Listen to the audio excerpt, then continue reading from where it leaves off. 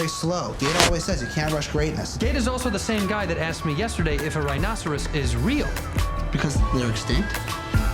No. Yo, what is up? Back again, man. Season 1, episode 4. It's called Somebody. This is Little Dickie's Dave. Now let's dive in.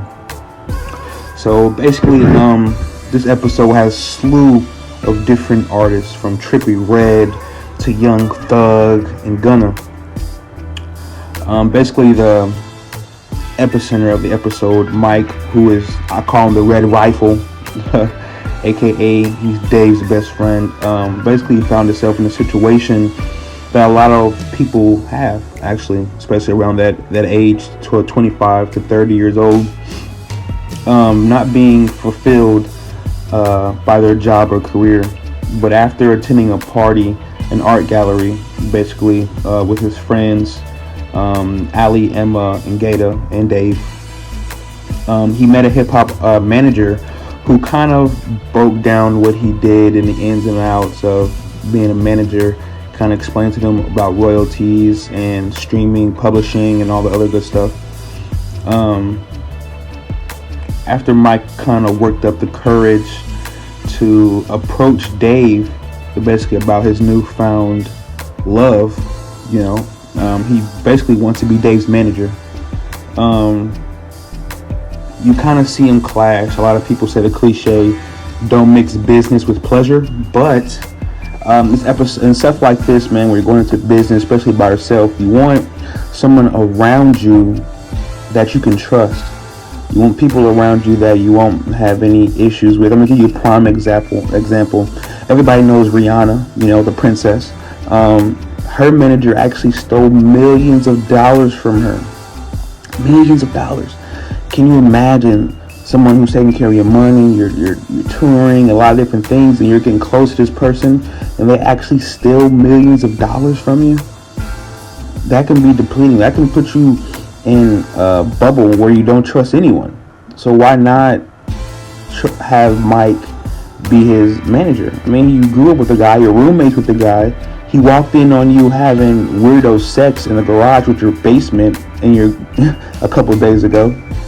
Why not? And basically they clashed a little bit because in order for Mike's to get his whole foot inside the manager door, Lil Dicky has to produce music. He has to produce something for Mike to manage. So there you see Dicky slacking off, and Mike's like, hey man, we got to come up with a schedule. We have to make sure that you're doing what you're supposed to do. We have to make it like a job, like an actual job. You need structure. Make a hook during lunch, make a couple of verses during dinner. At night, you make a beat, and you got a whole song by the end of the day. Bada bing, bada boom. But then Mike has a great idea. Lil Dicky has a little pushback, but Lil Dicky's like, okay, his process is slower than usual, than other people.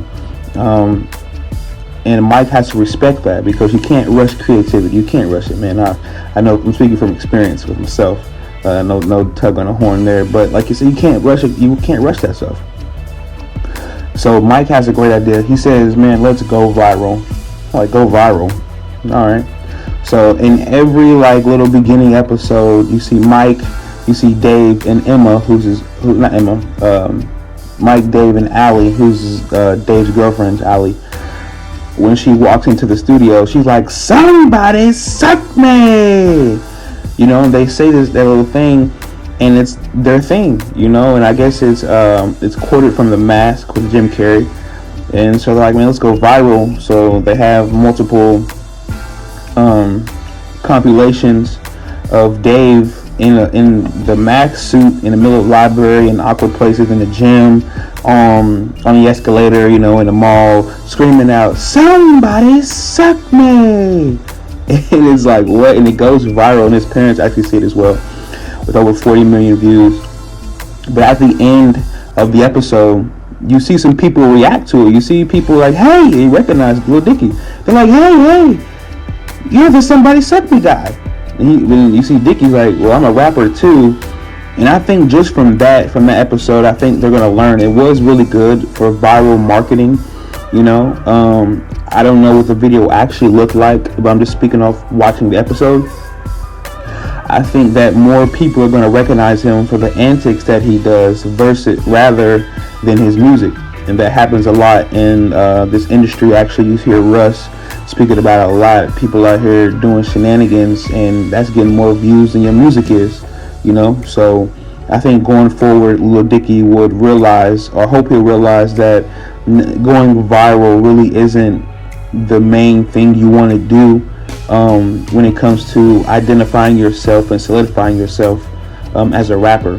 If it's not about rapping, I can see if his verse, him rapping freestyle, went viral, but you went viral doing something that doesn't have anything to do with hip hop, but it's a good brand awareness campaign.